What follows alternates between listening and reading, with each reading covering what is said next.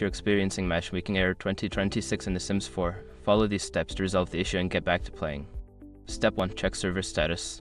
Visit the official EA website or social media channels to see if there are any ongoing server issues.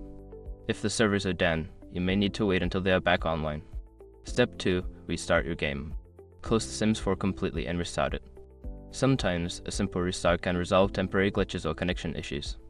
Step 3. Update the game. Ensure that The Sims 4 is updated to the latest version. Check for any available updates in your game launcher and install them, as updates often fix bugs and improve performance. Step 4. Clear cache.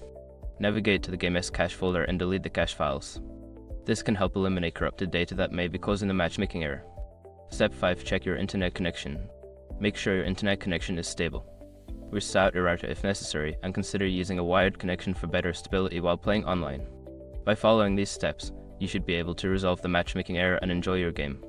If the problem persists, consider reaching out to EA support for further assistance.